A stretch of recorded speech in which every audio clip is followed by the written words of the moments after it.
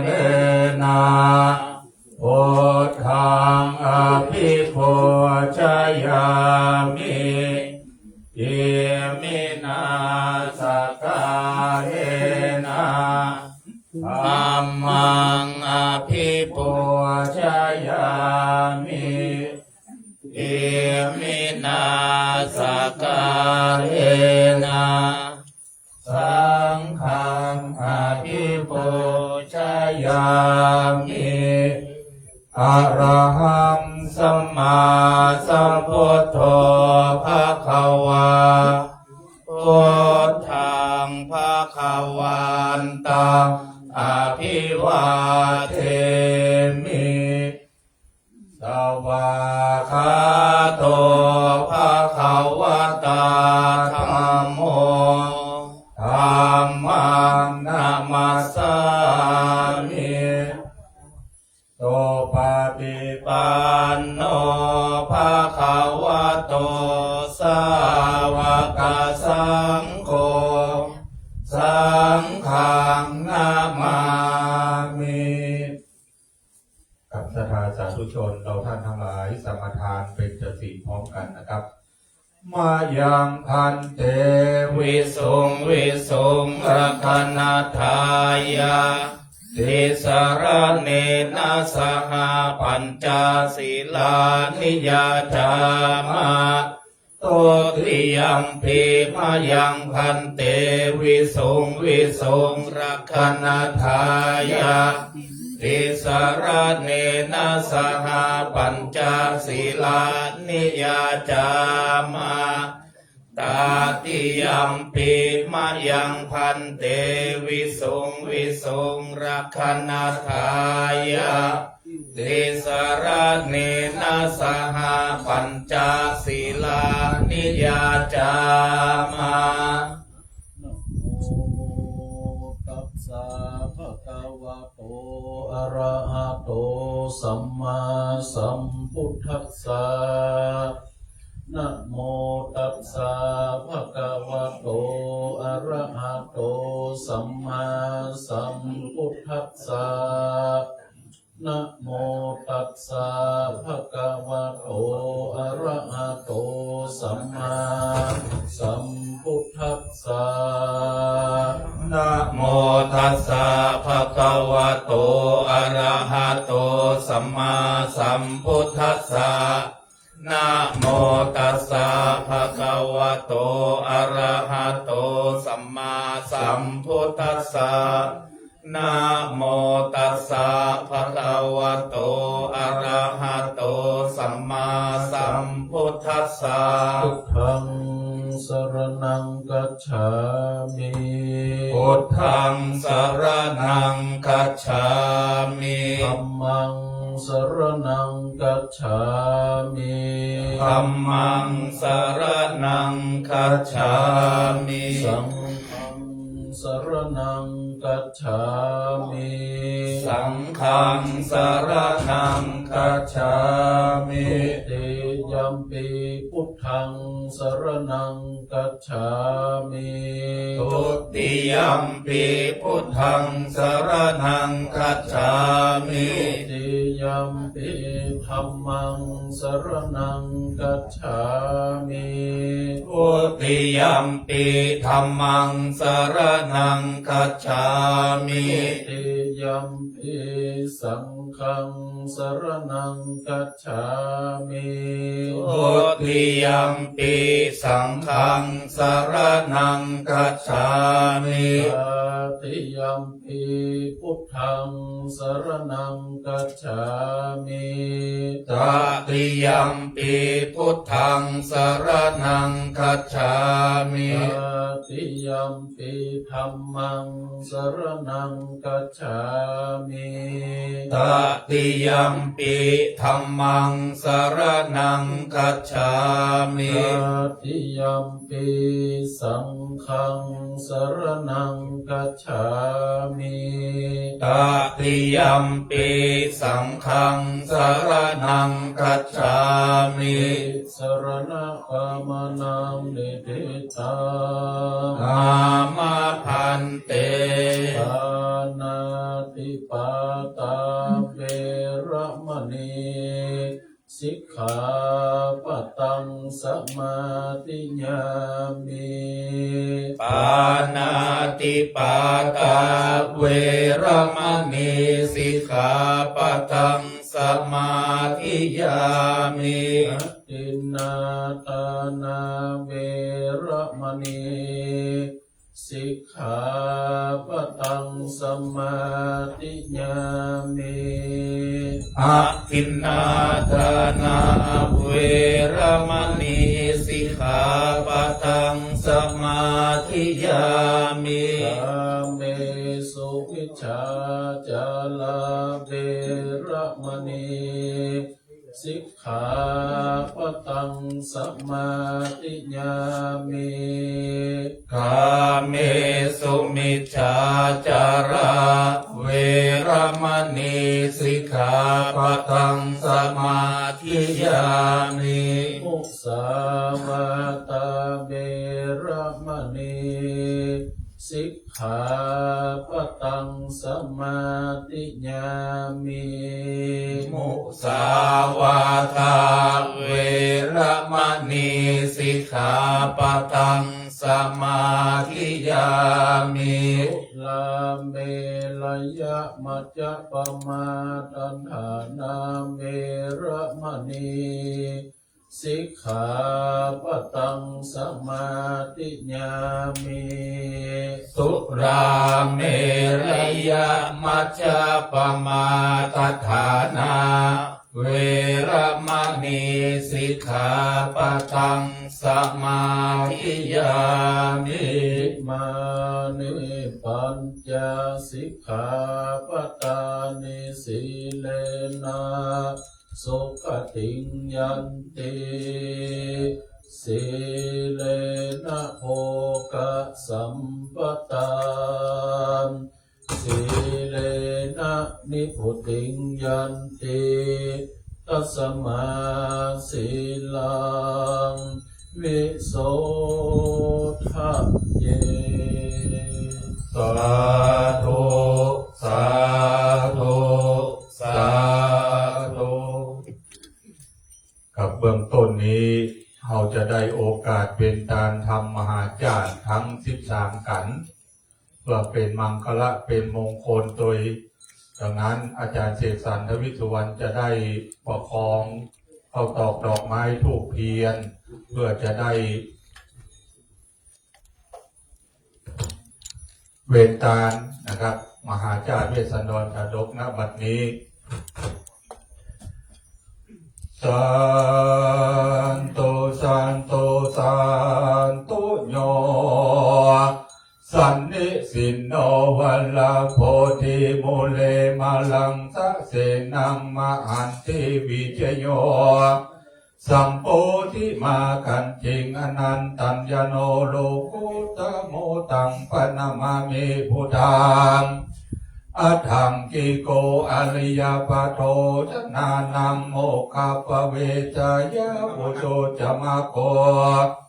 อายังสันติกโรปนิยานิโกตังปนามามิธรรมังสังโฆวิสุทโธ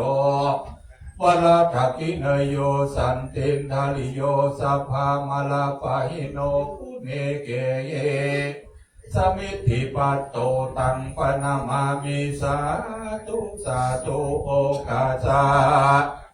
ข้าแด่ข้าแก้วเจ้าทั้งสามประการบัดนี้ไม่มีมหาสมณะสัจจาพระเดชพระคุณหลวงพ่อพระธรรมเสนาบดีท่านเจ้าอารามาธิปฏิสมปานเจ้าวัดพระธาตุเจ้าโดยสุเทพราชวรวิหารหลวงพ่อเจ้าคณะภาคเกตพร้อมกับโดยศิษย์โยมเจ้าทุกตนจุวราองค์ไปนอกคนแห่งองก็มีอุบาสกอุบาสิกาข้าเจ้าตั้งหลายเอาใจใส่ในพระพุทธศาสนาการตามบุญเธอทานมาลอดมีจิตใจเกิดสอดลอดเถิงเติงอย่างการตามบุญบ่หายสูญเสียจากหากเกิดแต่โดยศรัทธาพระพุทธศาสนา จากลุ่งเรืองไหลใส่บ่อเศร้าต่างวัดวาอารามนั้นเล่าพระภิกขุเห็นเจ้าอยู่เฝ้าปั้มเป็นธรรมบัดนี้ผู้กาทั้งหลายทั้งภายในและภายนอกก็ใจมีจิตใจหมายบ่ขาดใครฟังธรรมมหาจารย์เรื่องพระเวสสันดรโอรสเจ้านครสนใจยศล่าเจตุตรราชธานีนิยายธรรมมีกล่าวอ้างปางเมื่อพระพุทธเจ้าสร้างสมปานอธิษฐานการล่วงแล้วพระเวสสันตระหนอแก้วจุติจากเมืองบนมาเอาปฏิสนกำเนิดเกิดจากต้องแม่พุทธดีจอมเทวีเจ้าแม่รักลูกและเดือใจพญาสีสนใจลาดรักโอโรลาดเพียงใจการเจ้าเจริญไฟใหญ่เคินมามีใจไฟเทวีก็ได้ไปขอนางมัทธินุชนาถเป็นเทวีพระบาทเวสสนาดรอยู่ในนครเจตุตรราชมียศอาจลือชาเกิดมีบุตรผู้เก่านามว่าเจ้าจารีซ้ำมีบุตรีน้องลานามหนอฟ้าว่าการหาสีกษัตริย์รักไข่เลี้ยงเจ้าไว้ที่ในวังบุญปางหลังจุดจุ้ยซ้ำเตรียมตุยโดยสมปานพญาเวสสันดรได้ฮือตานจ้างเผือกเจ้าเมืองเยือกขับหนีเข้าสู่ดงเลป่ากว้างป่ากันอยู่สร้างบวชเป็นจีซ้ำยังมีจูจันทาพางเทาสวกไม้เต้าเข้าสู่ดวงนาไปขอเจ้าจารีและเจ้ากันหาหนอแก้วเต้าตนผ่านแถวก็ได้ฮือลูกแก้วเป็นตาลเพื่อหวังทรัพย์ปัญโยตัญญาณดวงเลิศแล้วซ้ำได้ฮือเมียมิ่งแก้วเป็นตาลแก่อินทพามเจ้าฟ้าแล้วคืนเจ้านอลาคือแก่เวสสันดรพญาเย็นถวายปอนจิมแล้วตามเรื่องแก้วมีมาถึงพญาสนใจยลาดปานางนาถพุทธดีกันหาจารีเข้าดงดีป่าไม้นิมนต์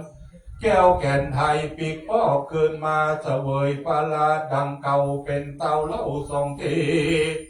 องค์ท่านพระมุนีได้สร้างความดีหลายชาติวังพ้นจากบ่วงบาทตัณหาวังใดโอสัตตามนุษย์โลกขามปนโอคะสงสารเถิงเนรปานเวียงแก้วเวียงเลิศแล้วยิ่งอุดมการบำเพ็ญการสะสมบูรณ์มนุษย์คนเฮาได้เชื่อทำบุญหากเป็นบุญบุญจักอุดหนุนเตรียมตุมยกจากลุ่มขึ้นสู่เมื่อบนผู้ฆ่าทั้งหลายก็หันผลประเสริฐบังเกิดประสาทศรัทธาตามธรรมเทศนาคนละกันคนละโภคตั้งแต่กันทศพรถึงนครกันรวม13การฟังกันคืนละโภคคนละกันนิมนต์พระสังฆะสามเณรเจ้ามาเทศนาธรรมบัดนี้จักถวายเป็นทานกำจูศาสนาพระพุทธเจ้าตลาดต่อเต้า5,000พระวสาขอ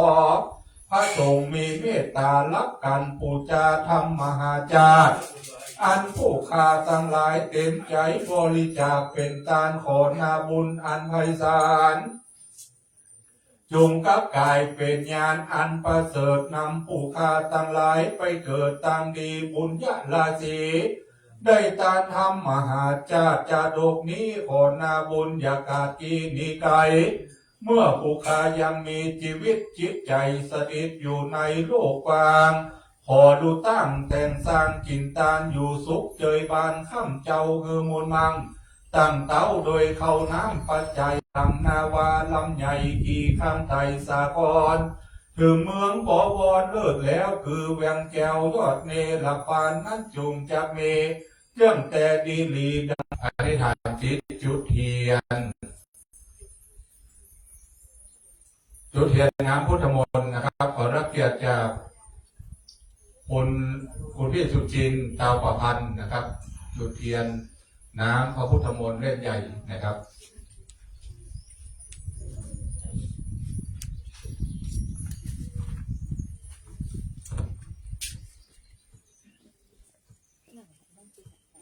กับ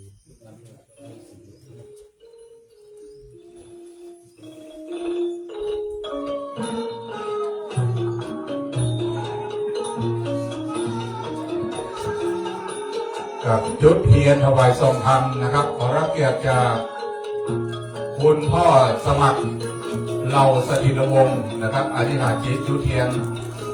ทรงธรรมครับผม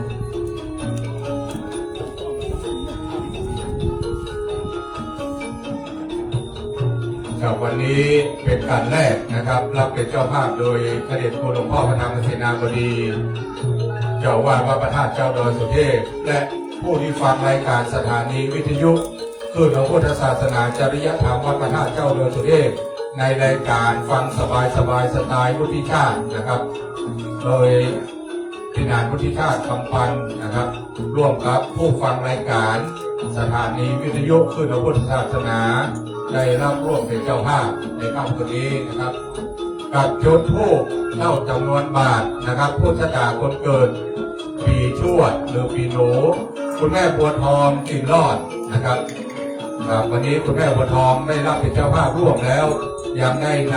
ำของหวานมาออกเป็นโรงทานตัวเองนะครับเดี๋ยวเจอคุณแม่บัวทองกินรอดครับผม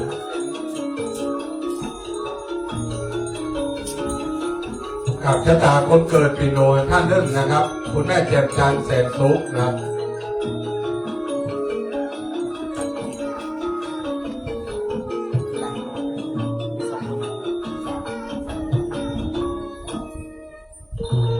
ครับแล้วคุณแม่บัวแก้วประเสริฐศรีนะครับจะจุดในนามของหลานรักนะครับ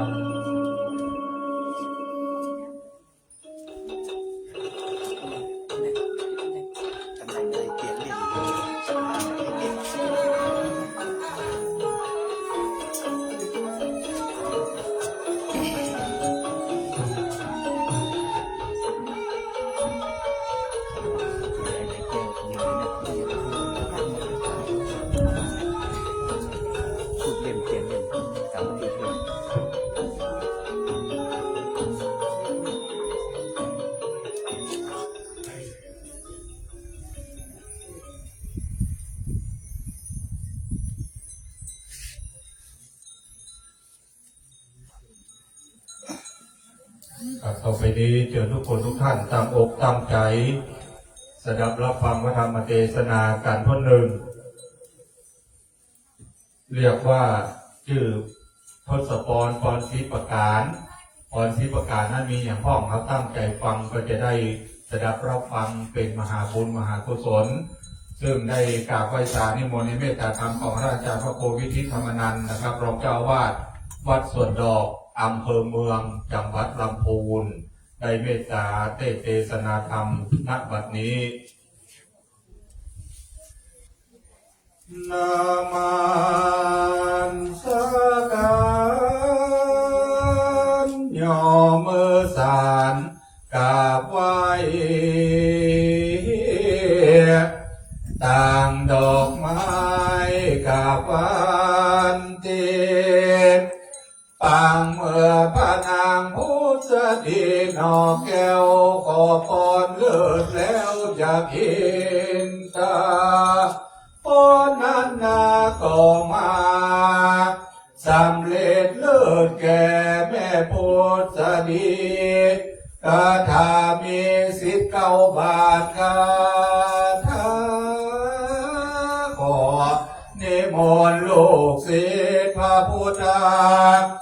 ตอนผ่านแผ่วใจขึ้นนั่งนิดธรรมานแก้วแล้วเมตตาเทศนาธรรมธรรมังอนุกรรมปิมังปัจจังอาราธานังกะโล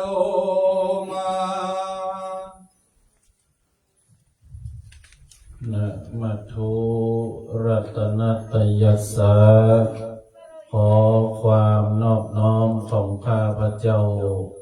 จงบังเกิดมีแด่พระรัตนตรัยขอกราบไหว้สากราบนมัสการกราบก้มไหว้ยังองค์พระบรมธาตุเจ้าดอยสุเทพก กราบในร่มบารมีธรรมแห่งพระเดชพระคุณหลวงพ่อพระธรรมเสนาบดีเจ้าคณะภาคเจ็ดเจ้าอาวาสวัดพระบรมธาตุเจ้าดอยสุเทพราชวรวิหารและพระเถรานุเถระทุกรูปด้วยความเคารพเจริญสุขเจริญพรญาติโยมท่านทั้งหลายวันนี้เป็นการที่เราท่านทั้งหลายได้ปากันมาประสงค์จุ่มนุมกันณห่วงพระบรมธาตุดอยสุเทพในวาระโอกาสที่ทางวัดพระธาตุเจ้าดอยสุเทพได้จัดการตั้งธรรมหลวงฟังเทศน์มหาจารย์เวสสันดรชาดกเพื่อเป็นที่นำพาให้เฮาย้อนรำลึกถึงพระเจ้าหนึ่งที่องค์สมเด็จพระสัมมาสัมพุทธเจ้าได้อลงพระเจ้าเป็นพระเวสสันดรยิ่งด้วยฐานะบารมีซึ่งวันนี้นับว่าเป็นวันแรกที่จะได้สดับรับฟังพระธรรมเทศนามหาจารย์เวสสันดรผูกเก้าหรือว่ากันที่หนึ่งคือทศพรเรื่องราวมหาจารย์เวสสันดรก็ต้องย้อนไปในเจนสมัยพระพุทธกาลที่องค์สมเด็จพระสัมมาสัมพุทธเจ้าพระองค์ได้ทรงไปเยี่ยมพระประยุรญาติที่เมืองกบิลพัสตามกรรมที่การุทายีได้นิมนต์ไปเพื่อโปรดบิดาพระเจ้าสุโธทนะและเหล่าพญาติทั้งหลายแต่การไปถึงของพระพุทธเจ้านั้นหากจะแสดงพระธรรมเทศนาโปรดพระประยุรญาติ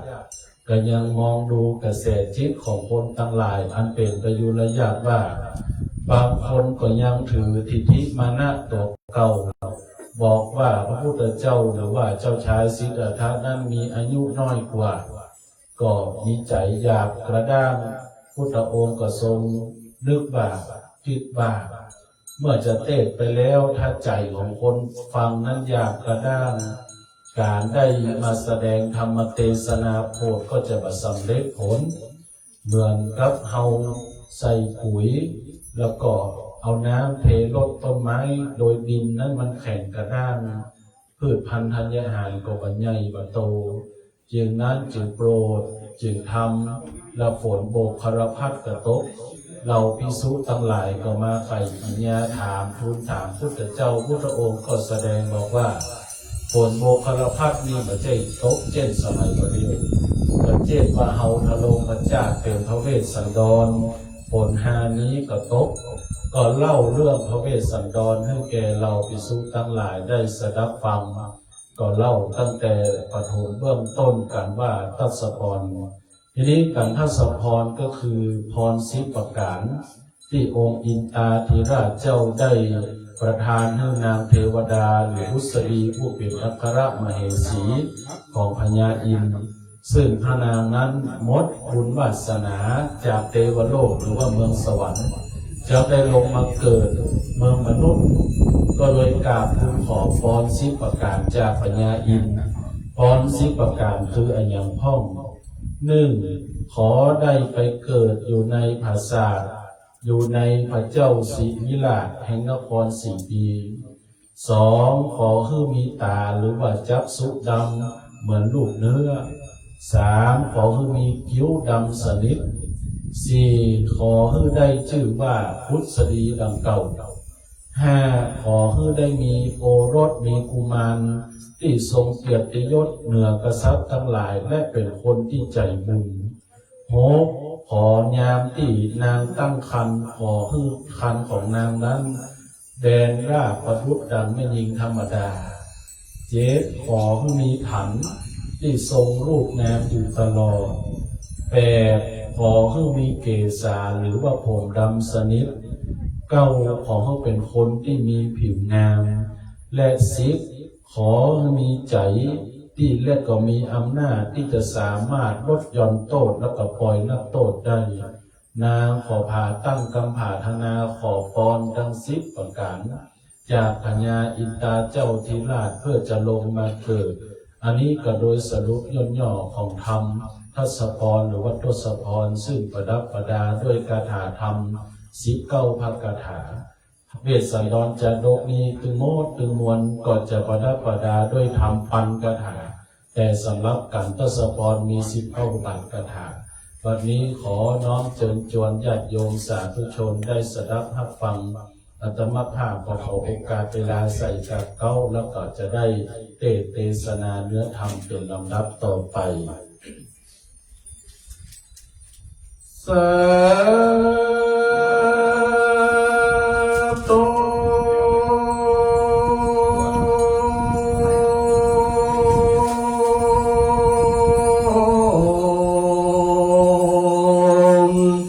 จะน่าเลยผ่านไป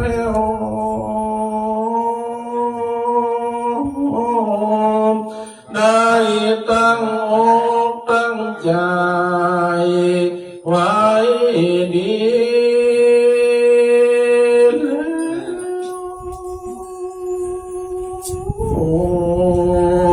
เข้ามาสู่วังแก้วแล้ว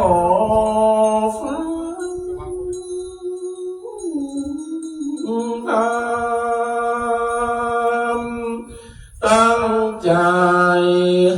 ตารักษาศีลประจำ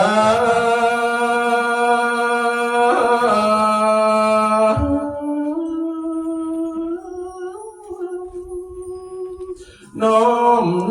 พระองค์คำสัพพัญญูเจ้าเป็นบุญกุศลบาปจนเต็ม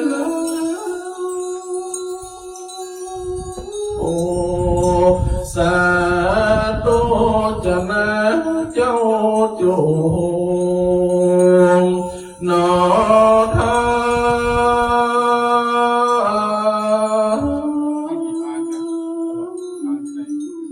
ไปอาจจะในวันนี้สมณะสันธาและมูลสันธา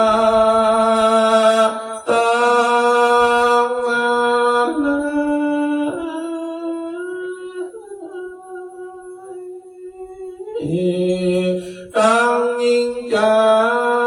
มาพร้อมกันตัดตีวัดพระธาตุดอยสุเทพยังไม่ตินี้ต่างคนต่างก็ปากันมากล่าว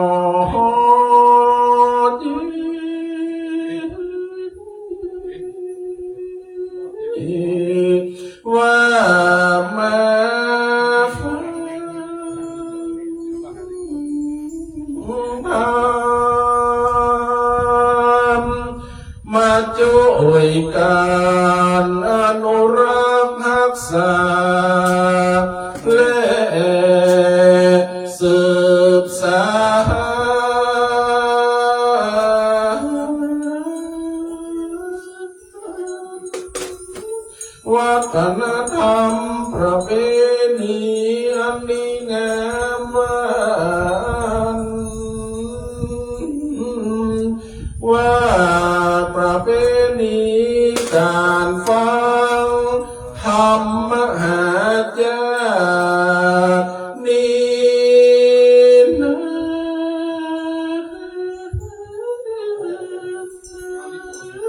โบราณอาจารย์หันเปิ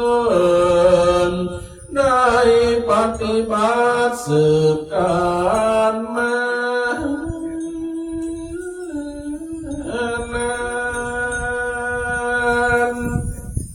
มาปัจจุบันเดี๋ยวนี้พี่น้องลูกหลา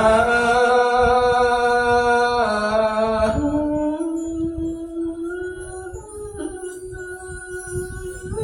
ช่วยกันสืบ กว้างมาช่วยกันสรรสร้างเธออยู่ยาวไปวัฒนธรรมประเพณีของบ้านเมืองเหนือเชียงใหม่เฮา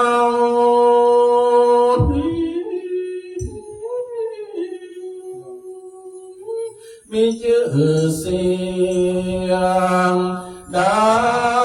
งไกล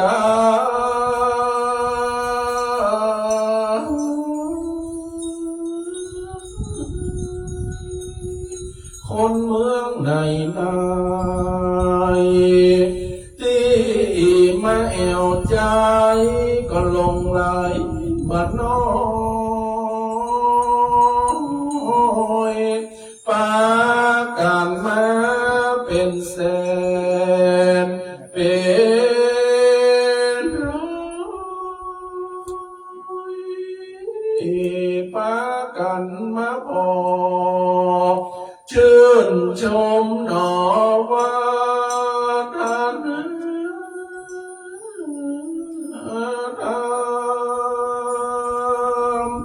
คนเชียงใหม่มีน้ำใจนี่งามประจา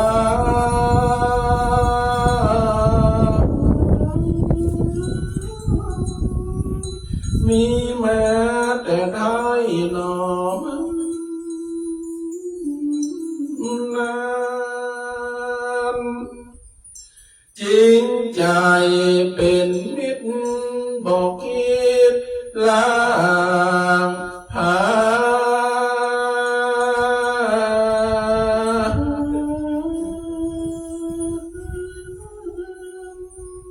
ช่วยเหลือเจือจานพี่น้องเหนือใต้โอ้อ้อมอารีต้นนาพี่น้องไก่ไก่บ่ว่านอโอ้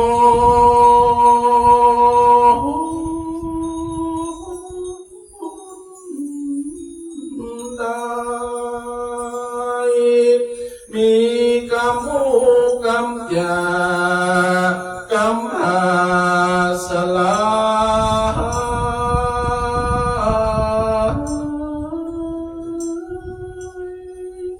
มีจิตใจบอกเฟื่อนไหวนักแน่นซื่อสั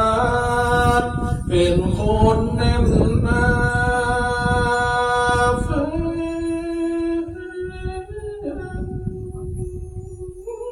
หนอจริงจังเจียงใหม่เฮานี้เปิ้นว่ามีมนต์นาครา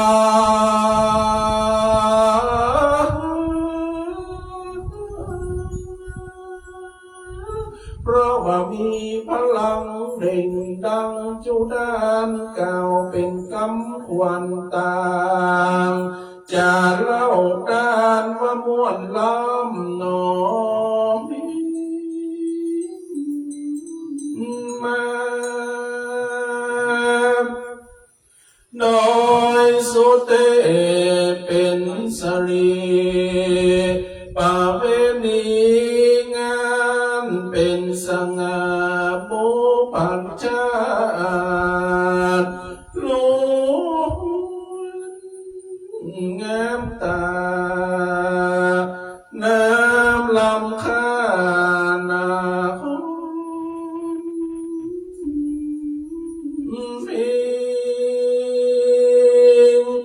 มันเป็นความจริงบ่ได้อิงแอบอ้างเพราะว่าหมู่เฮาตั้งหลายปากันส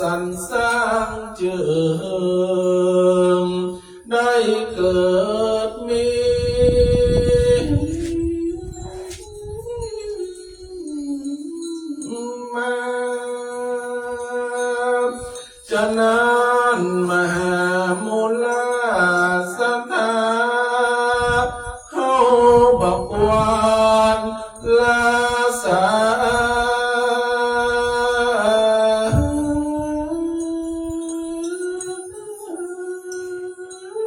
ประเพณีล้านนาช่วยกันสืบสานเข้ารวมพลังจริงจังแบบเบาปากันชำระจิตใจตัวตนนี่นะโอ้หนอดี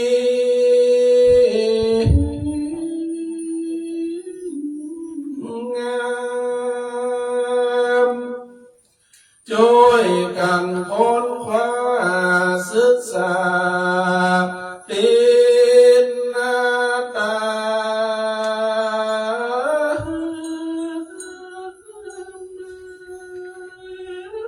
มันภาคเพียรพยายามเพื่อความก้าวหน้าเมืองเชียงใหม่โนภาบุรีสลีพิงนั้นเจิดจ้าได้พัฒนาหนอ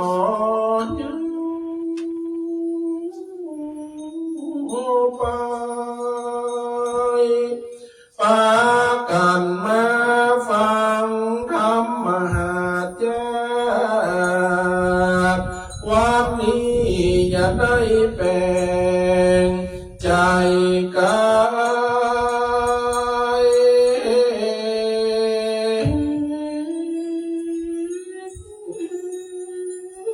มันปฏิบัติไปตามมกาสปัญญูเจ้าอันการฟังธรรมนี้มีอานิสงส์ยิ่งมาแต่ละขอมหามูลสถาเจ้าจงแปลงใจหนอนี้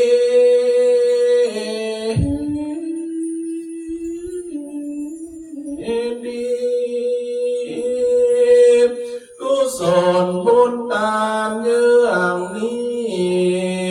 บาลีกลีถอยนี้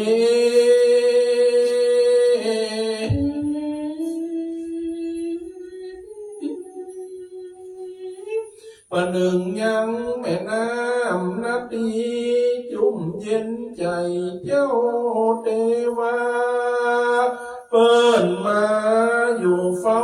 ปั่นปอนเฮาหนอโอ้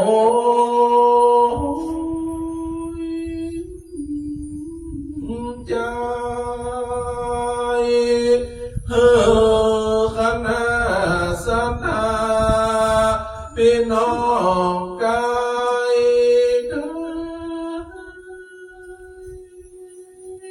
นึกหวังสิ่งใดสมใจทวนหน้าสุขกายสุขใจมีพลังแก่กล้าพบหนอดีเธอมีความสุขเยื่องสามประการอย่าได้หนี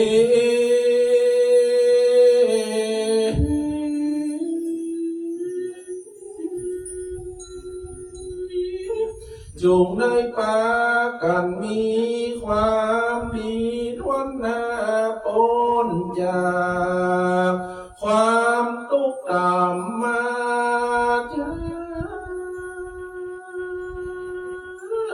จงได้ปากันทวนหน้าอยู่สุขเกษมเปรมปรีนี้ไปหน้าโจนอโคน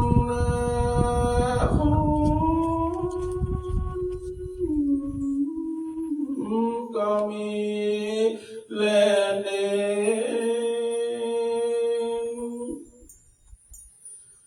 นะโม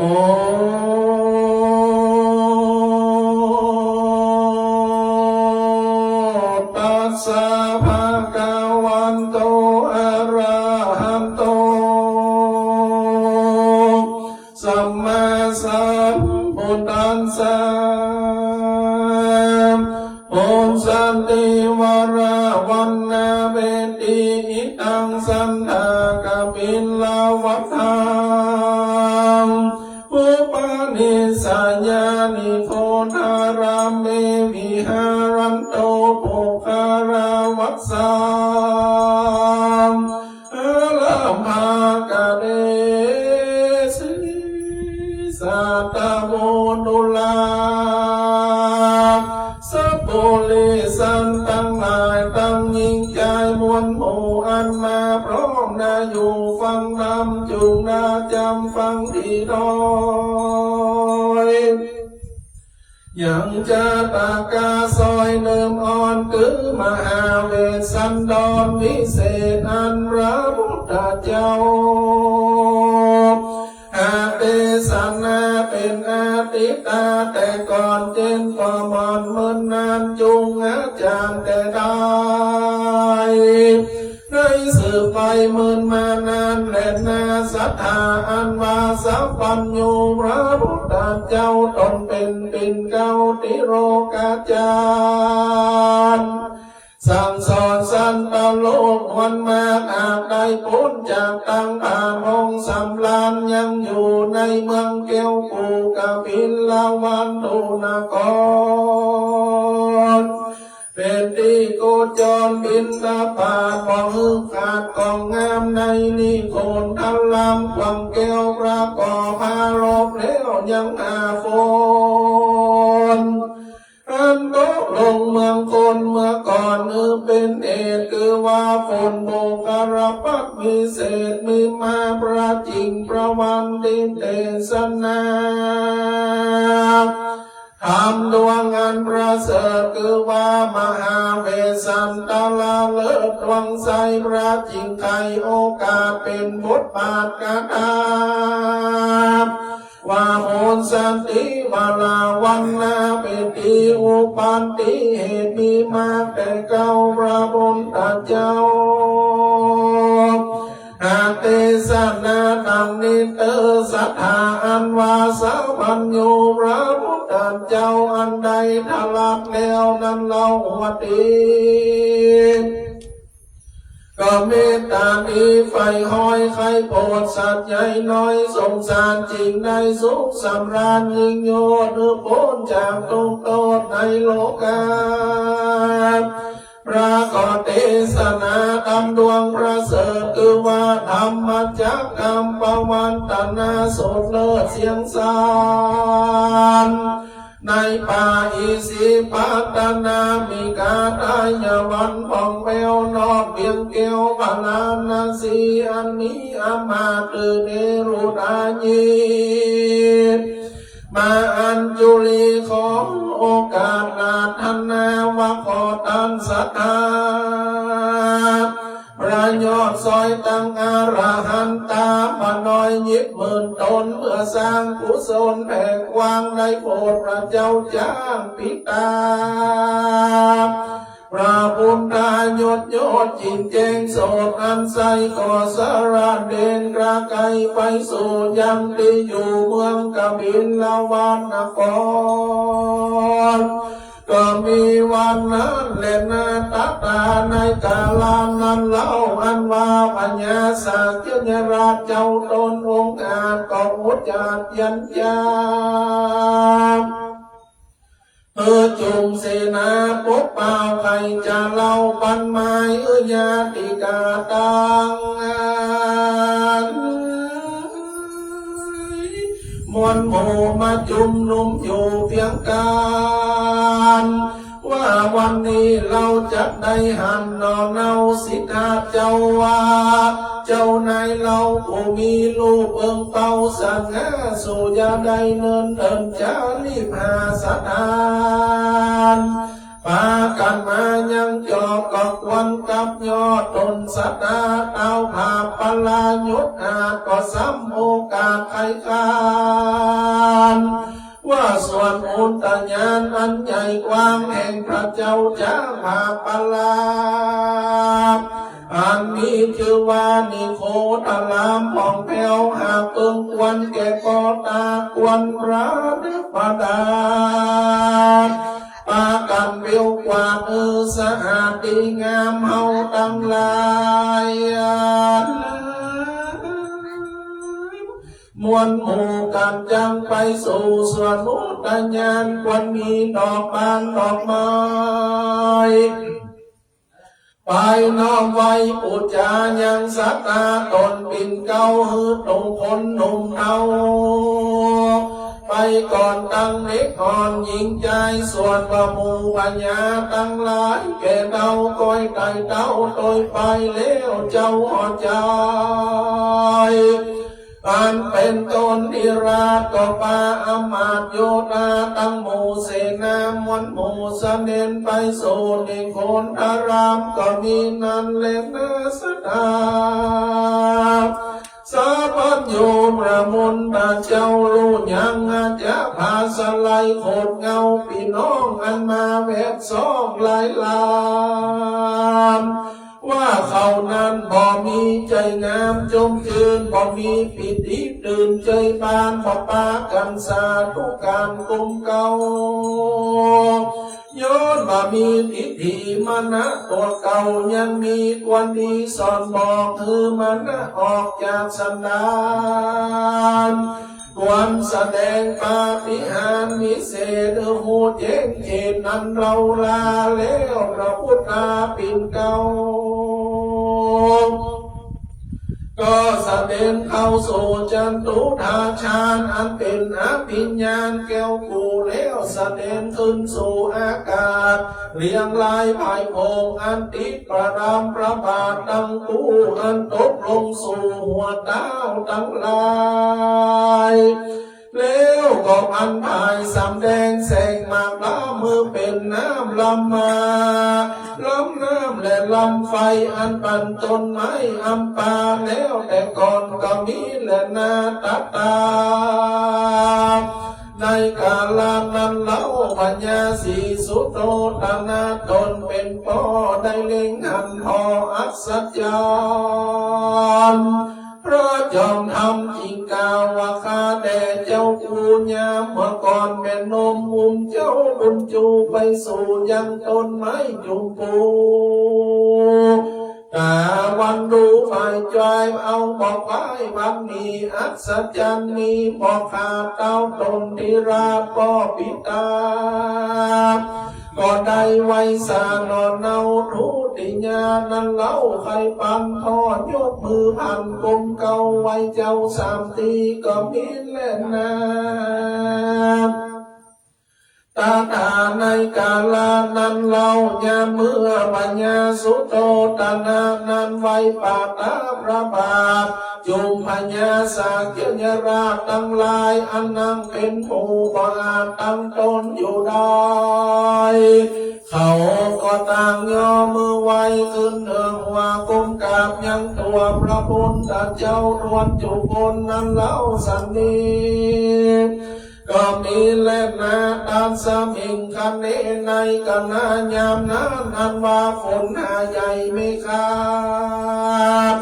ก็ได้ตกลงมาสู่อันเป็นฝนโบกรพัดดูอัศจรรย์มีสีวันว่าวางแดงดังน้ำคลังดูงามตกมาหลายลามเรือแลคนหนุ่มแก่ฝูงใดอันมีใจใครเปียกใครจูมคนนั้นก็ลุมตกใส่ฮือได้เปียเสียงไฟกัญญากันคนใดนักว่าเปียจุมนางอันคนหานั้นก็หนีไกลก็มาตกใส่เจ้าฮือเปียหำอัศจรรย์ดังนี้เล่าดังได้กล่าวที่ว่าฝนโปกระพับฮือก็มีอันแลนาส่วนอันว่าเจ้าบิคูทั้งหลายอันยังยายเป็นหมู่เพราะนาอยู่ลงธรรมก็มาจากกรรมเป็นเหตุจัดได้ พระมุนตเจ้าอาเทศนาว่าฝนโปกระพักนันนาหาใหญ่ตกใส่ในเขตน้องโยมโมพี่น้องมาสักตาสังมาตลาปะเปียปัจจุมสันใดจะเป็นอนุภาพใสอันประเสริฐแห่งพระตนเลิศจอมธรรมอัตถโกภควาในกาลานั้นใสพระติไวยศรัทธาได้ยินคำจากเก่าอูก็เล็งอันดูว่าอันสัจจันเป็นเหตุควรเทศนาจริงได้ลินกาพระเสด็จจากกันดาบุดีดังราชสีตนองค์อาจไปนั่งเรืออาจแต่นแก้วกันบัวลำวันดีแล้วเจ้ามีผู้ดังลายลามหนุ่มเทาก็ปากันไว้พระบาทเจ้าแล้วนมัสการพระตลงยานยอดซอยก็กล่าวถอยพุทธาที่นั่นนาเจ้ามีคู่ตนองค์อาจอันจบสลาดโมหานก็มานมัสการบอกเราตั้งแต่เขาลำดับมาอันพระโคบาเกาวาในกาลานั้นใสพระติไวยทะลงยา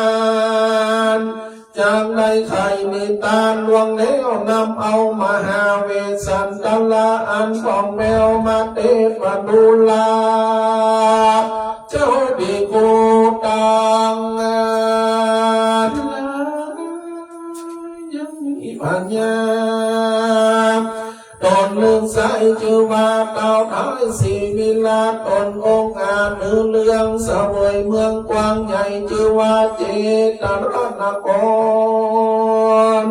อันมีองค์เทพรเมืองศรีวิลามีลูกน้อยนาจือสนใจกันเดินกาลไว้ใหญ่อายุได้17 ปี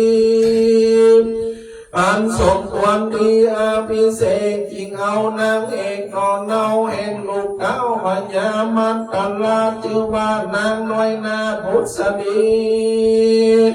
มาเป็นเทวียอดซอยแล้วดาวก็ปล่อยเวรเมืองสามพันเรื่องมวลหมู่ฮือลูกสืบแทนไปอันว่าเจ้าสนใจญาลาดก็ตั้งฮือนางน้อยนาพุทธนีเป็นเทวีเอกอางยัสกวังหือเมืองก็มีนั่นแหละนาตินั้นจักจายังบุญสมภารแห่งนางนงคานพุทธนีว่ามีสีวิลาเปิดดูแจ้งความนิเตอกีฬาตั้งได้ยินมานิสัยนับพอได้สังขยาบางเมื่อพระพุทธาตนยศโยนมาโปรดโลกสงสารก็มีน้ำขานเก่าร้อยวัดเต้ายอดซอยวิปัสสีได้สำราญดียังอยู่ในเกี่ยวกูอารามนอกยังงามใหญ่กว้างแห่งเต้าไทยพันธุมาติราชาผู้มีศรัทธาอันมากกว้างหุ่มก่อสร้างตั้งบุญมาเกิดหนุนใส่บาตรก็ได้ขาดเป็นนิรันดร์ก็มีนั่นแหละนาตินั่นยังมีปัญญาตนหนึ่งใสอยู่บอกไกลไกลเมืองพัทธุมาตินครตนอุดรเต้าราคณิงความถึงบ้านถึงหอดจากพันธุมาติราชาของเสนาผู้แก่นนำเอาแก่นไม้จันแดงกับดำดอกไม้คำแฝงอากามากนำเป็นของฝากปันนาการถวายพระภูบาลพันธุมาติลาก็มีแหล่นาส่วนอันว่าเต้าพันธุมาติราชาก็เอาของนานาหลายหลากอันเป็นของฝากปันนาการสองน้องข้ามพี่น้องว่าตามใจปองจับใจแน่เด้อบางนั้นส่วนสองนางนอนเนาเปิงเปล่า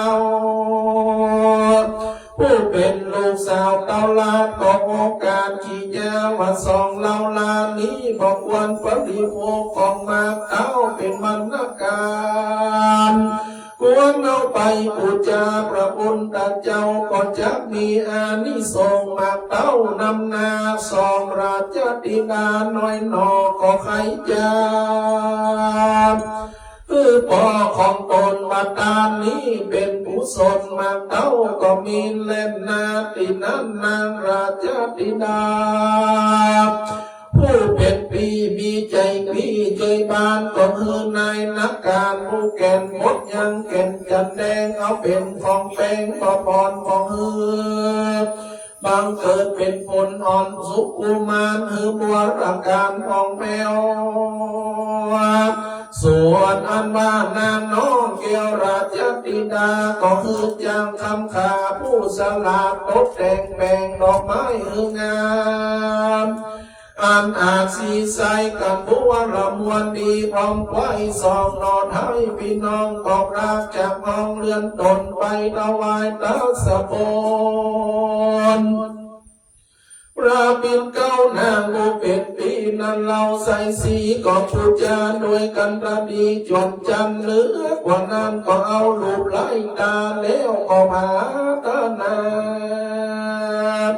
ว่าข้ากันว่าได้เกิดจากนาปังหลังขอ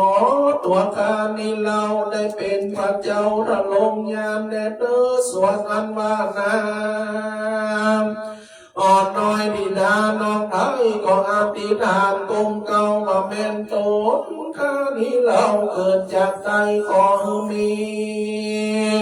เครื่องประดับตนใจสีประเสริฐหลายลักเลิศงามดีขออย่าฮือได้ดีก้อยกาดไปจากตัวข้า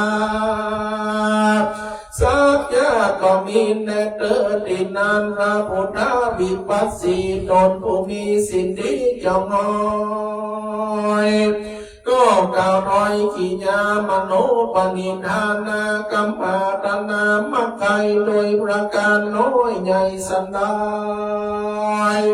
ขอเฮือนางสมมโนไม่ไฟอ้างเป็นบุญวางสมฤทธิ์แดดเดินดินนั้นไปนาน้ำน้องลาตั้งสองก็ตามบุญตามของพอขาดกันปล่อยกาเสียตนบุญบันดลได้เกิดไปสู่เมืองสวรรค์ได้หลายกับพำนับพอใดเวียนวนไขว้ไปมานางผู้เป็นปีบุญก่อนกี้ประเสริฐได้ลงมาเกิดในโลกาได้เป็นนางสลีมหามายานอนเอาอันเป็นมาตาแม่เจ้าองค์ตถาคตาในกาลบัดนี้และนาปันตังนางราชธิดาผู้เป็นน้องกันได้พรากจากห้องเมืองสวรรค์ก็ไปพันมาเกิดในกำเนิดเมืองโคนก็มีตัวตนอันงามอาจเป็นลูกปัญญากิงกิสราบุญใหญ่มีลายลักษณ์จากวักไว้งามดีประดับประดาบด้วยคำสรีผ่องแผ้วเต้าตนแก้วพิกาตัญญาติกาพี่น้องอันมาแบบสองเป็นปริวาร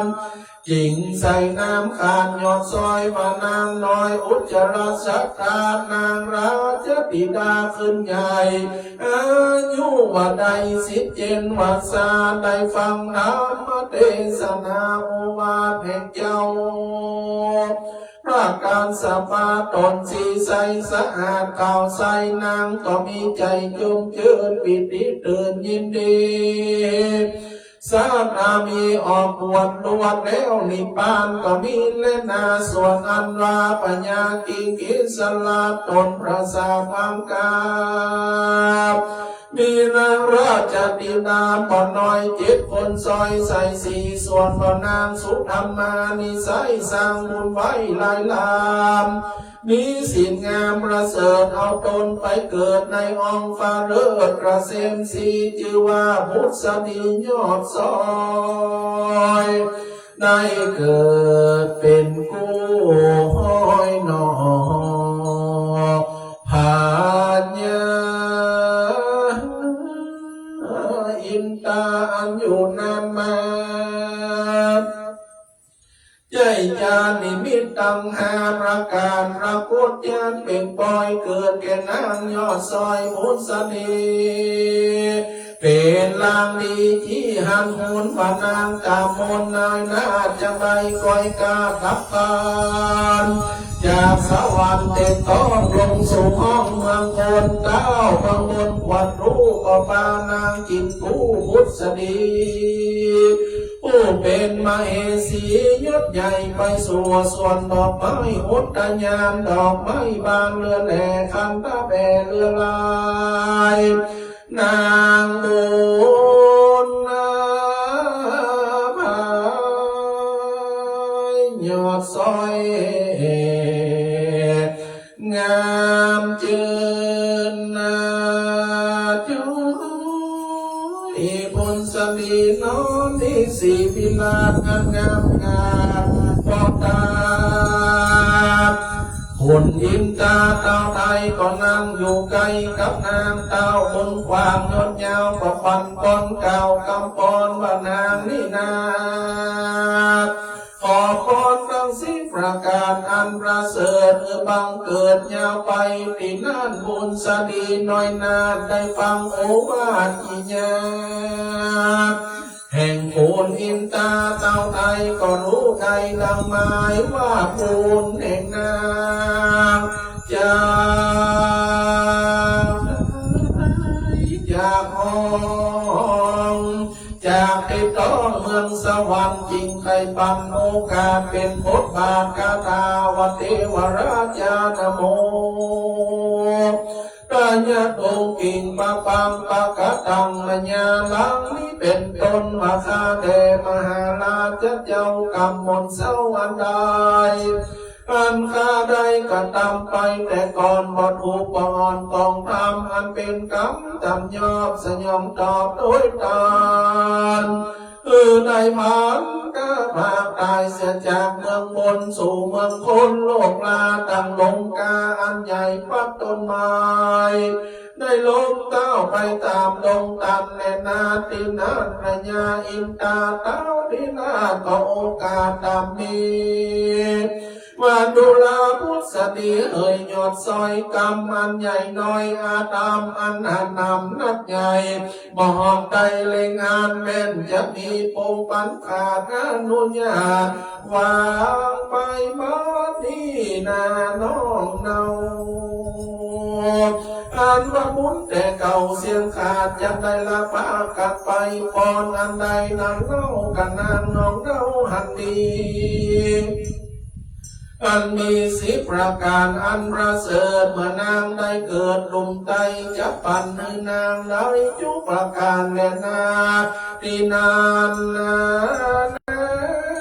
งโบสดียอดซอยฟังคำร้อยอินตากำการนี้อยู่ได้กว่ารู้สัมปันก็นอมือพันกับไว้ขอป้อนสิมประการนางนงการน้อยนาดก็ปล่อยปากกาตาวรังจีอาโหสัพโกสวาอุตตานามินสระดังนิตนคาแดมหาลาจะเจ้าผู้เป็นเก้าแห่งเมืองสวรรค์การบัคาทำผ่านไว้การจากภาษาเมืองบนขอได้เอาตนไปเกิดในขับปูนนาเลือดดาวมันตลาดกันได้ไวยาขึ้นใหญ่อายุได้ยา16 ปีขอได้เป็นราชเทวีเทียมบาทแห่งเก้าสีวิลาศราชาขอมีตาเขียวงามจุเมื่อมีตาตั้งเนื้อกวางทลายขอมีคิ้วยังไงของก้องดังคาธนูน้องเรียงงามอันหนึ่งขอน้องนำนาได้มีงามชื่อซอยว่านางนาดน้อยมนสดีกันวีพุทธานอนเอามีใจก็เศร้าวิตานมบ่ยานห้อยย้อนยามลูกน้อยกินนมขออุดมอย่างเก่าอันหนึ่งผมข้านี่เล่านำนา งามดำนาจะได้งอกปรากฏออกบนหัวของมีตัวเกียงอ่อนสู้กุมารอันลืมคนมีโตผ่านนักใหญ่ของได้ไปพ้นออกกายจะคอกังกาปอนนั้นนาฝูงนี้นับครบวันที่10 ประการขอบันดาลแก่ข้าใดได้สมมักไฟจุประการก็มีและนาสักโกเทวราชาส่วนอันว่าปัญญาอินตาติราตนยศยาวอาจฟังนางเก่าขอบอนเต้าอุดรเต้าราชก็คอยอากล่าวถอยว่าบานนานุรามุนสนีน้อยนาลักษณะอาจงามล้วนถูกกันตวนเจียมการอันมาปอนต่าง10 ราการนั้นใส่ขอนางขอไว้ใครมาปอนนั้นนากูเชื่อจะสมไฟเมื่อปันไม้กันนั่งปันพายไฟเกิดเอากำเนิดเมืองโกนขอได้เอาตนไปสู่ยังที่อยู่เวียงใจที่ดาวยศใส่สีวิลาศจุงนี้แก่นางนาทานลาเดเตอกันมือปอนตั้ง10 ประการอันเลิศแล้วนางเกี่ยวพุทธดีอันอยู่ปราสาทสรีเวชใจยนต์ที่อยู่บนต้นจันฟ้าก็มีนั่นแลนาเอติโมตาประการเลก็มีโดยประการดังเก่ามานีและนาตาสาวรากถานิสิตากิญญาสังวัลนาวิเศษจาห้องเหตุสะพรกันเก้าอันราณประดาไปโดยกาถาว่าได้19 บาทประกาถาก็บางกรมสมเร็จเสด็จสาธุสาธุสาธุสาธุสาธุสาธุ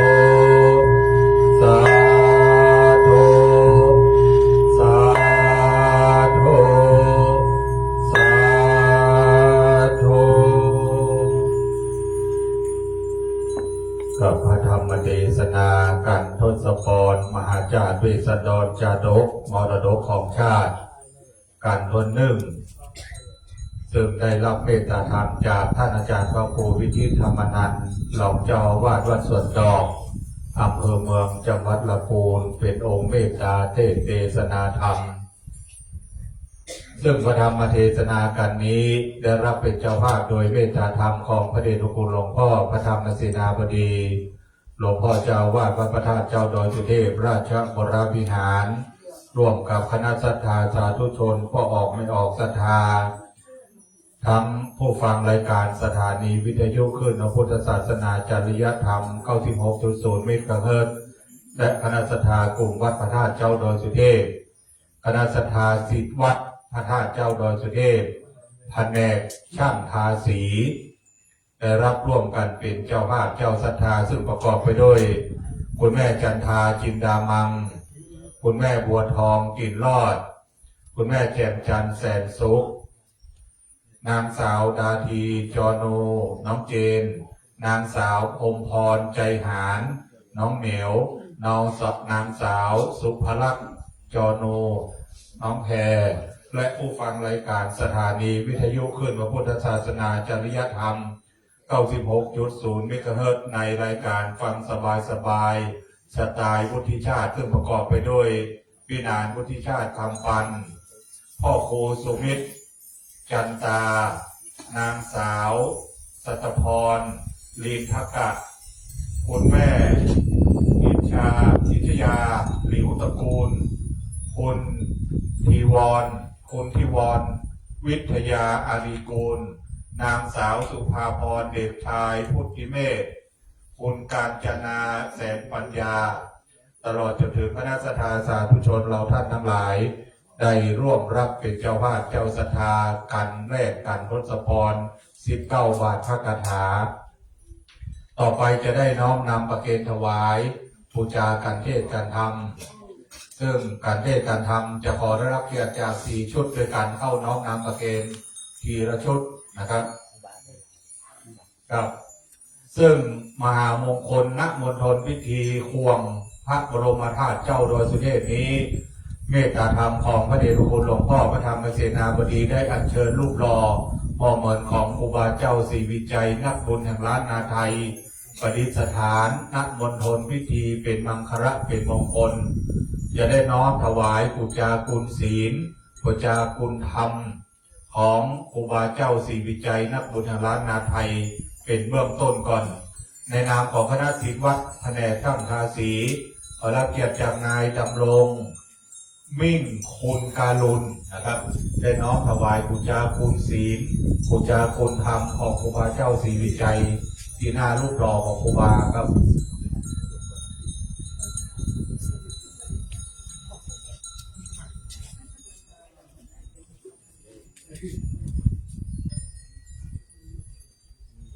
ภาษาทุกการสามพร้อมกันนะครับสา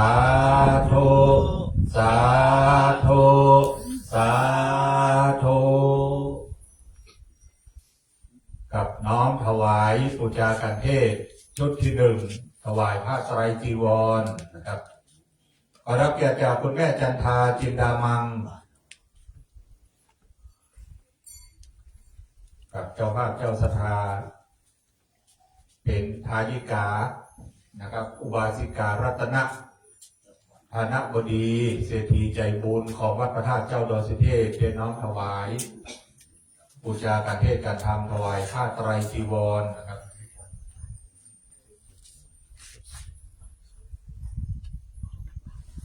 สาธุสาธุสาธุ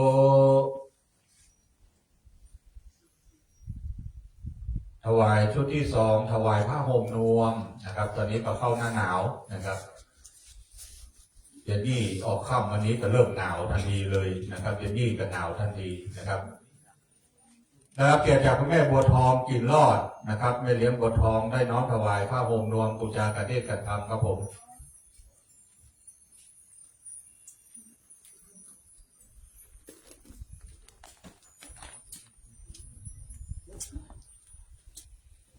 กับจะตายปีเกิดของแม่เลี้ยงได้นำของหวานมาออกเป็นโรงทานโดยอนุโมทนาสาธุกับแม่เลี้ยงตัวเองนะครับสาธุสาธุสาธุถวายปัจจัยชุดที่ 1นะครับพระเกียรติจากคุณแม่แจ่มจันทร์แสนสุขนะครับคุณแม่ก็เกิดปีหนูนะครับ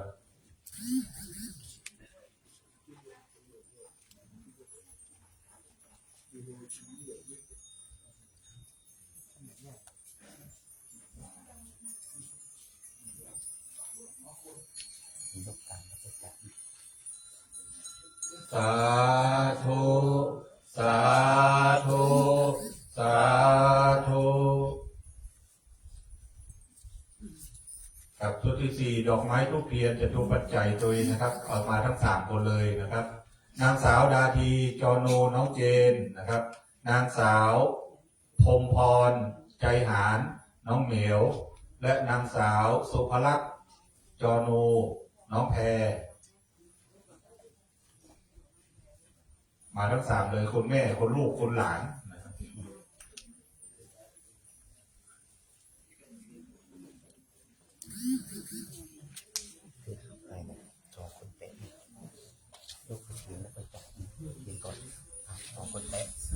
สา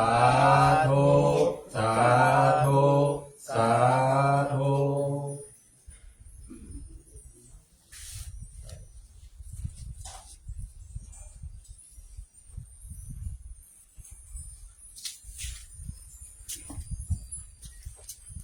ครับต่อไปท่านที่มีน้ำเตรียมตรวจน้ำรับพรอันเป็นมังคลเป็นมงคลณบัดนี้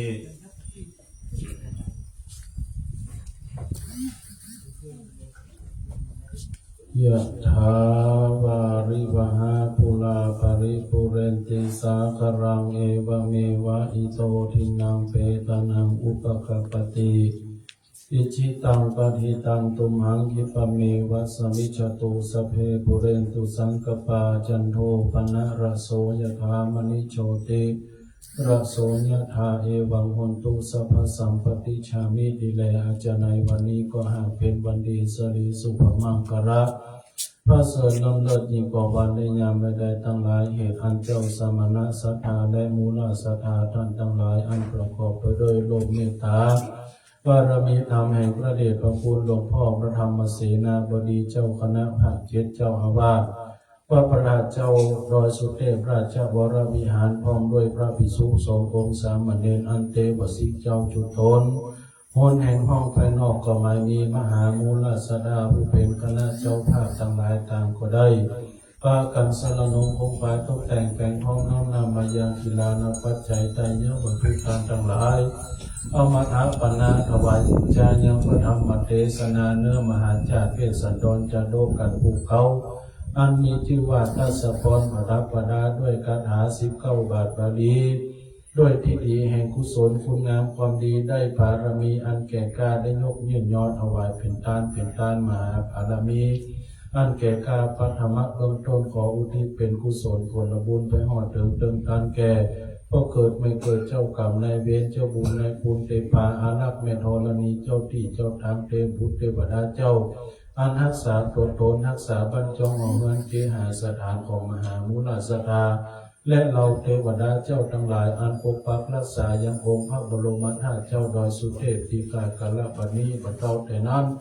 จากอนุโมทนาเยี่ยงกองคณะกุศลผลบุญทานอย่างนี้แผ่ไปถึงแก่บรรพบุรุษเจ้าทั้งหลายปู่ย่าตายายวงศาคณะญาติชุผู้จุนามอันตาเหินเมื่อนานตายหลายภพหลายชาติเป็นอเนกอนันต์พระบุญเตรียมทานขอจุไปหอดเติมทานแก่เขาเจ้าท่านเจ้าทั้งหลายจุมโหมหันมหัสสะปตาอนุโมทนาและขอบังเกิดเป็นจีญาทานถวายเป็นทานไว้ฝ่ายผักนาวาสนาเตียงแต่ดิหลีโดยเจโตปฏิฐานิกรรมกรรมหานาแห่งเจ้าสมณสถานและมูลสถานทั้งหลายด้วยประกาศรัศนัยสมิจันทุขอจุมสมสรีบุตรีอุดมใจตามความกรรมหานาในบุตรีจำเริญการผุงหลุกเรืองในหน้าที่การงานการเงินการดำเนินชีวิตประสบสิ่งอันพึงปรารถนาสุขกายสบายใจจุนอย่างจุประการนั้นจุจะมีเตียงแต่ดิลีใจญาสิทธิธนังละพังโสติพระพยังสุขังพลังสิริอายุจวันโนจะโอคังวุฒิจะญาสวาสัตวสัจจะอายุจะชีวสิทธิภวันตุเต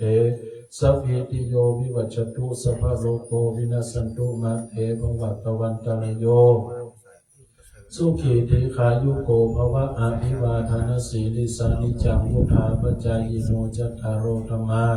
วรันติอายุวันโนสุขังพลังนิพพานังตะละมังสุขังสาธุสาธุสาธุวันตามิพันเตสัพพังอาปาราธังคามาคาเมพันเตมยากาตังปุญญังสามินาอานุโมทิตาพังสามินากาตังปุญญังไมหังตาตาพังสาธุสาธุอนุโมทามิมโนสุขังพระนังสาธุสาธุสาธุกับกระผมในนามของพระเดชพระคุณหลวงพ่อพระธรรมเสนาบดีในนามของคณะศรัทธาวัดพระธาตุเจ้าดอยสุเทพกราบไหว้สาขอพระคุณในเมตตาจิตเมตตาธรรมของท่านอาจารย์พระโควิทิธรรมานันท์องค์ธรรมกถึกที่ได้เมตตาเตสนาธรรมกันต้นแรกกราบไหว้สาขอพระคุณเป็นอย่างสูงณบัดนี้ต่อไปเชิญคณะศรัทธาเราได้กล่าวคำแผ่เมตตาเพื่อกับสรรพสัตว์และแผ่เมตตาให้กับตัวเองให้ว่าตามนะครับ สัพเพสัตตา สัพเพสัตตา สัตว์ทั้งหลาย สัตว์ทั้งหลาย ที่เป็นเพื่อนทุกข์ ที่เป็นเพื่อนทุกข์ เกิดแก่เจ็บตาย เกิดแก่เจ็บตาย ด้วยกันทั้งหมดทั้งสิ้น ด้วยกันทั้งหมดทั้งสิ้น เวลาฝนตก เวลาฝนตก จงเป็นศกเป็นศกเถิด จงเป็นสุขเป็นสุขเถิด อย่าได้มีเวร อย่าได้มีเวร ซึ่งกันและกันเลย ซึ่งกันและกันเลย อัพยาปชาฝนตก อัพยาประชาหนตุ จงเป็นสุขเป็นสุขเถิด จงเป็นสุขเป็นสุขเถิด อย่าได้พยาบาทเบียดเบียน อย่าได้พยาบาทเบียดเบียน ซึ่งกันและกันเลย ซึ่งกันและกันเลย สุขีอัตตานัง สุขีอัตตานา ตาวิหารันตุ ปริหารันตุ จงมีความสุขกาย จงมีความสุขกาย สุขใจ สุขใจ รักษาตน รักษาตน ให้พ้นจากทุกภัย ให้พ้นจากทุกภั ทั้ ย งหมดทั้งสิ้นเถิด ทั้งหมดทั้งสิ้นเถิด อาหังสุขิโตโหมิ อาหังสุขิโตโหมิ นิพทุโขโหมิ นิทุโขโหมิ อเวโรโหมิ อะเวโรโหมิ อโรโคโหมิ อะโรโคโหมิ สุขีอัตตานัง สุขีอัตตานัง ปริหารามิ ปริหารามิ ขอให้ตัวของเราเอง ขอให้ตัวของเราเอง จงมีความสุข จงมีความสุข ปราศจากทุกข์ ปราศจากทุกข์ ไม่มีภัย ไม่มีภัย ไม่มีเวร ไม่มีเวร ไม่มีโรค ไม่มีโรค อยู่เป็นสุข อยู่เป็นสุข ทุกเมื่อเทิน ทุกเมื่อเทิน ต่อไปกำหนดลมหายใจเข้าลมหายใจออกเข้าสู่ภาวนาใหม่บุญสำเร็จด้วยการเจริญเมตตาภาวนาสักเข้าคู่ลมหายใจเข้าออกณบัดนี้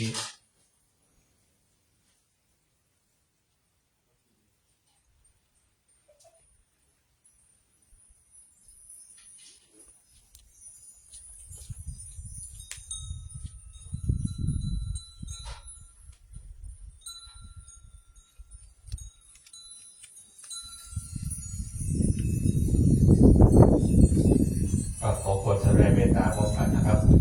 อิตังทานากัมมังเนปานาปัจจายโย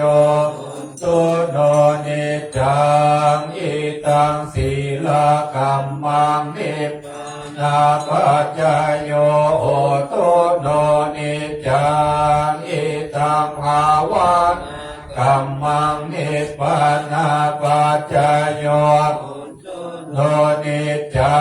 งยังกินเจโกสาลังกัตตาปัง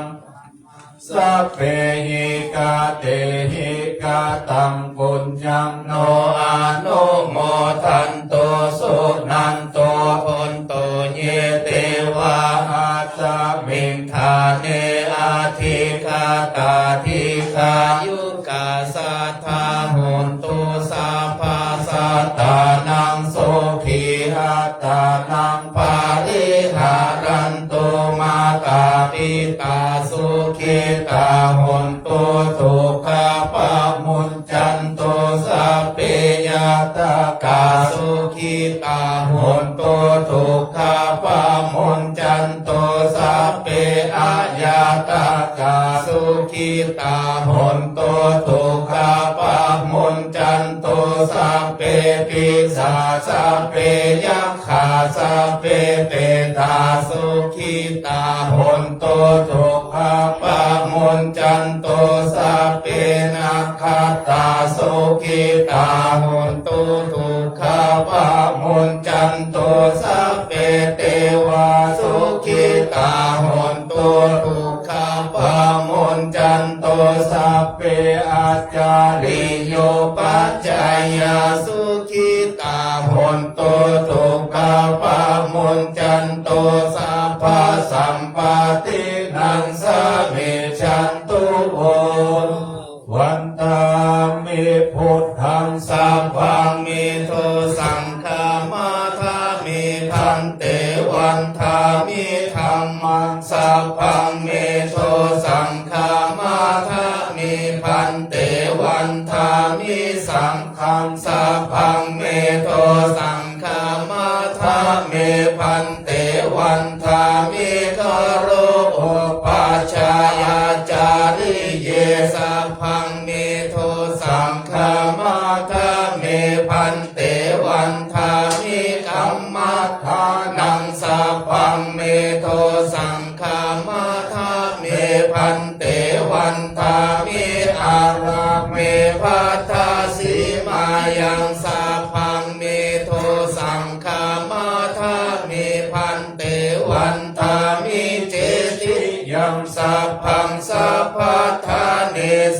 ปฏิทิตาสรีระคาตุมหาโพธิงพุทธรูปังสักกาลังสัทธานาคาโลเกเทวะโลเกพรหมโลเกจัมโพธิเป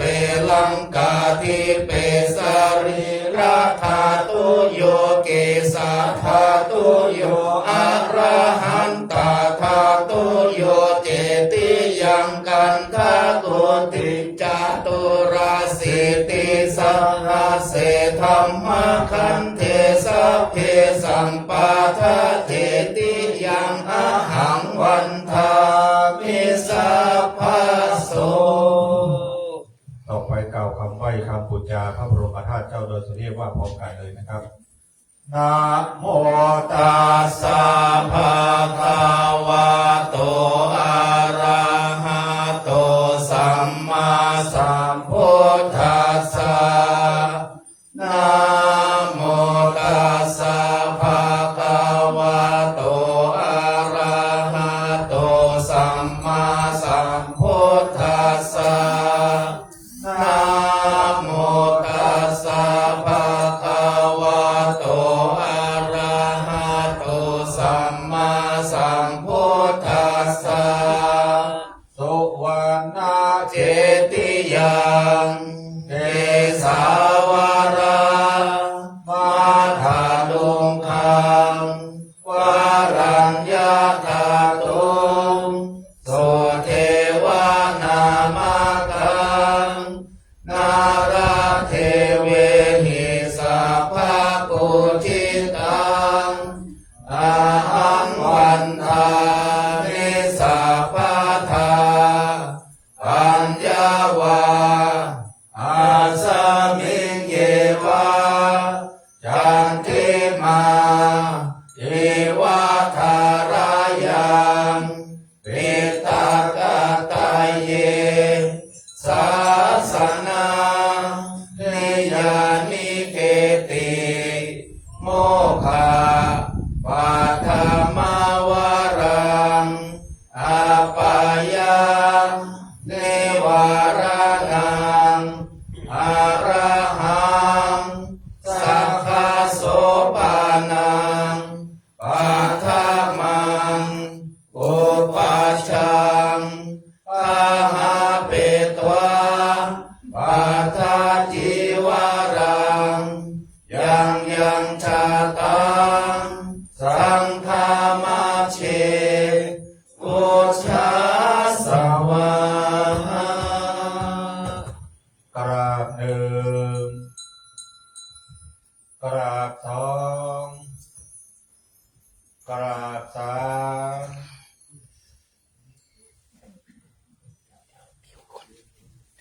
ครับต่อไปนะครับเมตตาธรรมของพระเดชพระคุณหลวงพ่อพระธรรมเสนาบดีหลวงพ่อจะได้นำคณะสงฆ์คณะศรัทธาสาธุชนผู้ออกไม่ออกตลอดจนถึงน้องๆเยาวชนทำการประทับสีเปลี่ยนเทียนรอบองค์พระบรมธาตุเจ้าดอยสุเทพเป็นคำรบ3 รอบด้วยกันนะครับจากนั้นเดินเชิญคณะศรัทธาสาธุชนน้องๆเยาวชนนะครับถ้ายังมาก็เชิญเลยนะครับ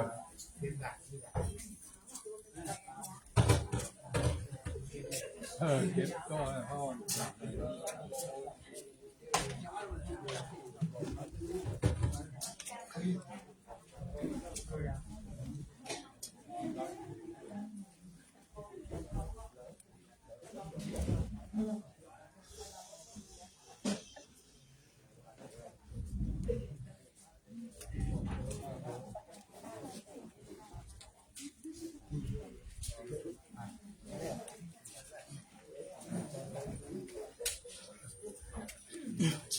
อิติปิโส สุภะคะวะอะระหังสัมมาสัมพุทโธวิชชาจารณะสัมปันโนสุขโตโลกาวิโตอนุตตโลกุลิสารัมมาสานาทิสัทธาเทวามนุษย์สานังพุทโธภะคะวะ ติสวากขาโตวัตตารมโมสันติติโกอาคาลิโกเอสิโก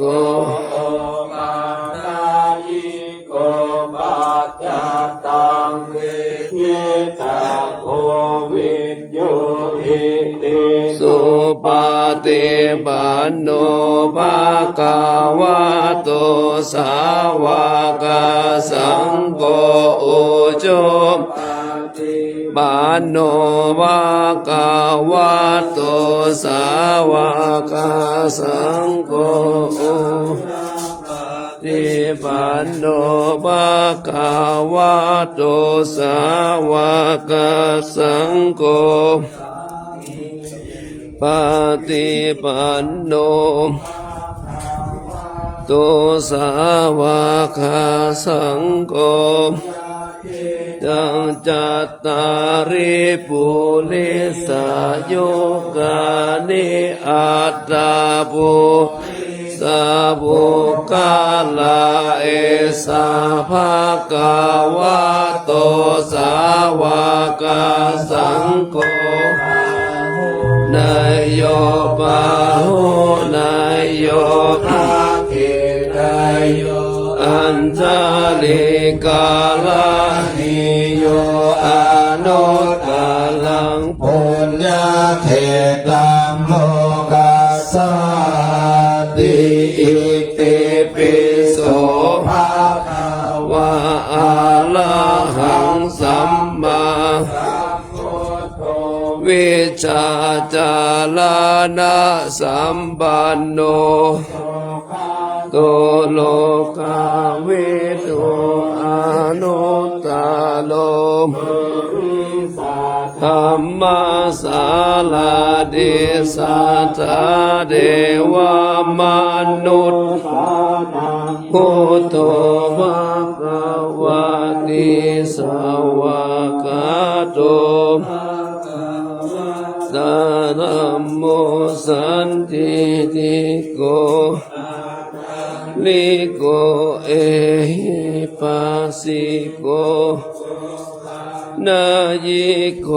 ปัจจตังเวโหเวนโยหิติโสปฏิปันโนวัตโตสาวกสังโฆปฏิปันโนภะคะวะโตสาวกสังโฆป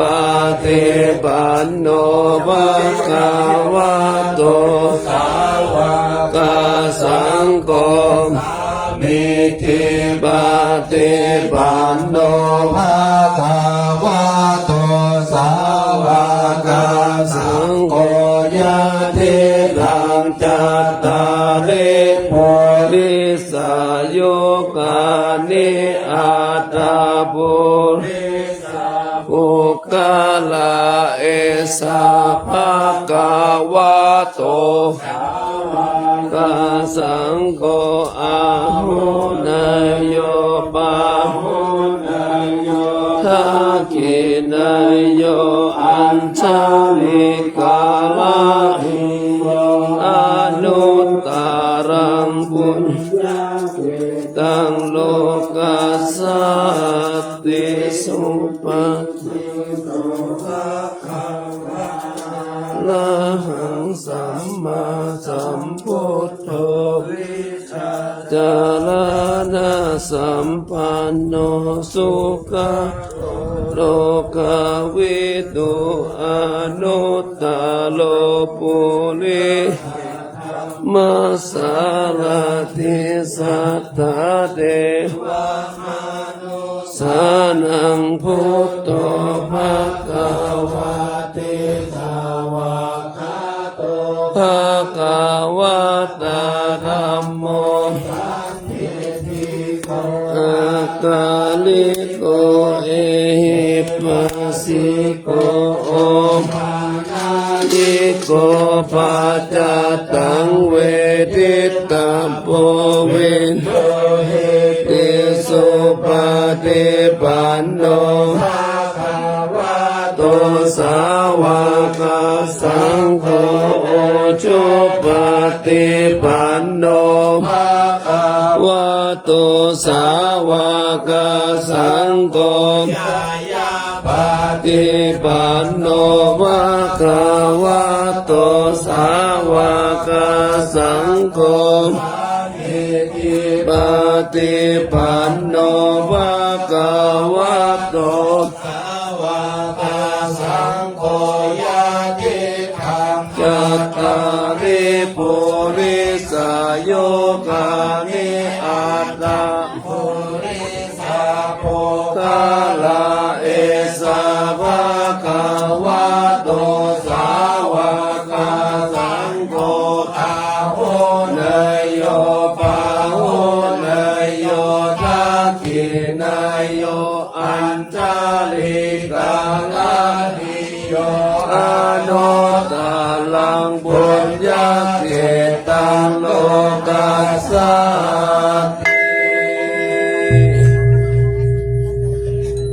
กับวันนี้ภายใต้ร่มบารมีธรรมพระเดชพระคุณหลวงพ่อประธรรมเสนาบดีหลวงพ่อได้นำคณะสงฆ์สามเณรคณะสัตยาสาธุชนเราท่านทั้งหลายได้ทำการประทักษิณเวียนเทียนรอบองค์พระบรมธาตุเจ้าเป็นที่เรียบร้อยต่อไปเราจะได้กล่าวคำอัญชลีวันทาภิวาทองค์พระบรมธาตุเจ้าโดยสุเทพพร้อมกันณบัดนี้อัญชลีวันทาอภิวาทอัญชลีวันทาอภิวาทอัญชลีวันทาอภิวาทอัญชลีวันทาอัญชลีกับเข้าออกการในเมตตาธรรมพระเดชพระคุณหลวงพ่อได้เมตตานั่งที่อาสนะให้คณะสงฆ์คณะศรัทธาได้ ไม่ได้แจกคนเลยนะปากกันไปหมดนี่ ครับวันตาน้อยพระเดชพระคุณหลวงพ่อครับวันนี้เป็นวันพ้นหนึ่งเมตตาธรรมพระเดชพระคุณหลวงพ่อได้กล่าวสัมโมตัวเองนะครับ เพราะว่าคณะศรัทธาจะมาครบทั้งเป็น15 คืนเหมือนนะ15 วัน15 คืนเหมือนกันทั้งหมดกันนะครับทุกท่านประนมมือวันตาน้อยในกุลศีลกุลธรรมกุลกรรมฐานของพระเดชพระคุณหลวงพ่อด้วยความเคารพยิ่งวันธามิพันเตสัพพังอาปาราทังกมาตาเมพันเตมายากาตังบุญยังสามินาอนุโมทิตาพังสามินากาตังบุญยังไมหังตาตาพังสาธุสาธุอนุโมทามิขอบุญกรรมบุญจูศรัทธาสาธุชนทั้งหลายเราได้มาร่วมกันในการฟังพระธรรมเทศนามหาเวสสันดรชาดกอันเป็นการพิเศษที่มีความสำคัญมีความหมายต่อพระสัมมาสัมพุทธเจ้าเราจะได้รู้ว่าก่อนที่จะได้มาเป็นพระสัมมาสัมพุทธเจ้าองค์ก็ได้เป็นสวยพระชาติพระเวสสันดรและก็ได้ทำบุญทำกุศลมากมายโดยเฉพาะอย่างยิ่งก็คือทานนามัยการถวายทานที่เป็นประจักษ์พยานที่เราทั้งหลายได้ทำอย่างนี้และก็เพราะอานิสงส์แห่งการแห่งทานบารมีนี่เอง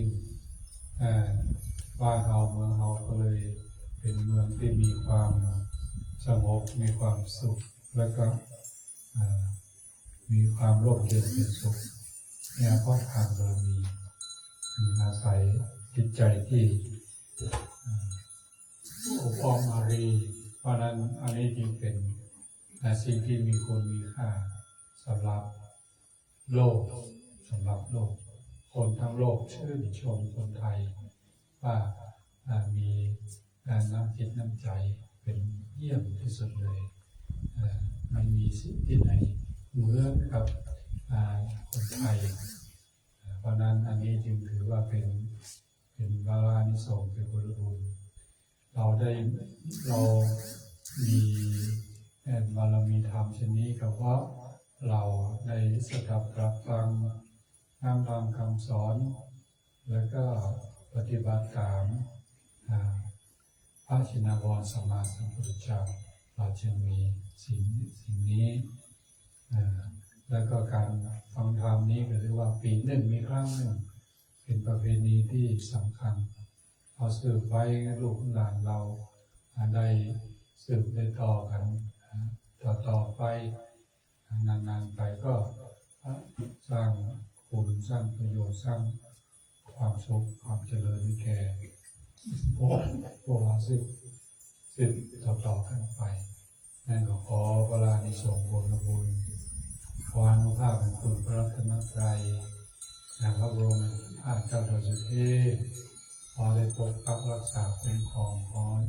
ญาติโยมสาธุชนทั้งหลายมีสุขภาพร่างกายสมบูรณ์แข็งแรงอยู่เย็นเป็นสุขนึกสิ่งใดขอให้ได้สำเร็จสมใจปรารถนามีอายุมันกว่ายืนยิ่งขึ้นไปโดยทั่วขันธ์จัตตาโลธรรมาทันติอายุวันโนสุขังภะลัง สาธุสาธุสาธุ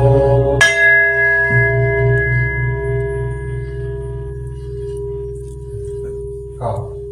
ผลหมากหลักไม้ของป่าหิมพานต์เขาวงกตเลยนะพกเสกโดยได้สนอนแล้ว ได้เลยได้เลยแล้วก็เข้ากล่องอย่างเงี้ยเข้ากล่องเอาละแจกเข้ากล่องเลยเด็กครับ